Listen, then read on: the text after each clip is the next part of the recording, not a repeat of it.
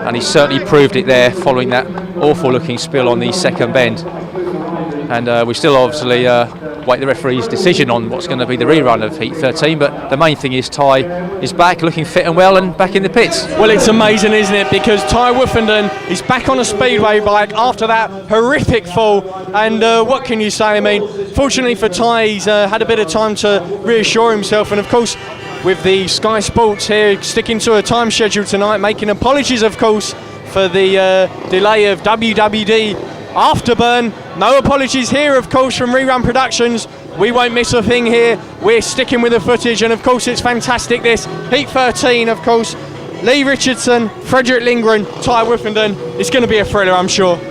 Speedway riders are a breed apart. Ty Wolverhampton, that was a horrific looking crash. He's riding with an injury. He's riding with injections, cortisone injections, I understand, because of a wrist difficulty that he suffered last week, and it's meant that he's ridden now 3 races, or 3 meetings rather, with these injections. So it's Lee Richardson carrying the flag for the Hammers after Adam Shield's exclusion, and it's Lee Richardson that's out in front being pursued by Lindgren. Ty Wolverhampton has gone beyond the Swedish Grand Prix star, but it's all on now for Lee Richardson. He's got to keep that advantage if the Hammers are going to pick up a 3-all on this one, and at the moment Richardson under enormous pressure from the 2 riders that were both falls on the first attempt of this Heat 13, and Lindgren has gone on the inside of Lee Richardson, and Richardson under pressure now from Ty Wolverhampton. It's another great race.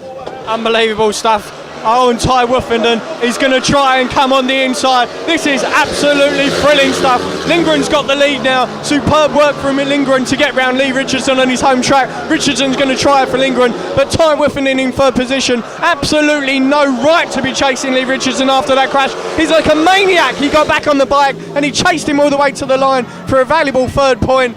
That's unbelievable. Frederick Lindgren, Lee Richardson and Ty Wolverhampton producing a classic here at the Purfleet Raceway, and it's a 4-2. I did mention at the start of the race I felt the Wolves could perhaps get some points back. It wasn't the 5-1 I predicted, but nonetheless 4 points to the Wolves, 2 for the Hammers. They've pulled another 2 points back.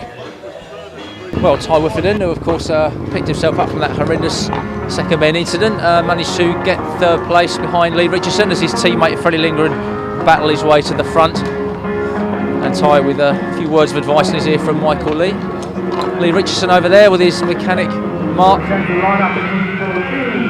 having a few words about how maybe he couldn't quite hang on to the victory in Heat 13, but keeping Ty Wolverhampton and Freddie Lindgren behind you must be a hard task indeed. And there is the Wolves number 1 forcing his way past the Hammers number 1 on that lap to give his Wolverhampton team an outside chance of victory still. 2 5-1s will snatch it for the visitors here tonight, and you can bet your bottom dollar that the champions will not give up tonight without a fight, especially as that man will of course be in Heat 15. Heat 14, well, we wondered if Joe Screen may have picked up an injury after that heavy fall early on in this meeting. He's been replaced for this penultimate heat by Matthew Withers, who's riding in white in the inside gate.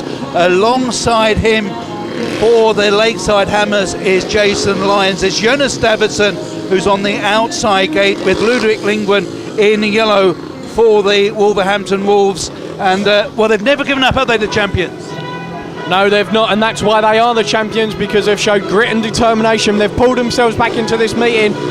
But on the outside, Jonas Davidson, the man in the red helmet, on a paid maximum already, gets out early. He's going to try a wide outside line to come round Jason Lyons. Lyons may have gone his way. No, he hasn't, because Davidson has now come on the inside. This is a perfect start for the Lakeside Hammers.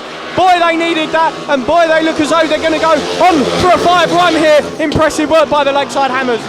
Oh, what wonderful riding this is from John Cook's team, and he must be very, very proud indeed. Jonas Davidson has certainly impressed tonight, and so too has the man from Birmingham, the Australian, born in 1970. And I can tell you what, that Jason Lyons has put in a shift tonight. He certainly has. You couldn't have asked any more from him, and he's really putting in the effort now, because you can see Jonas Davidson is on the inside. Team riding once again from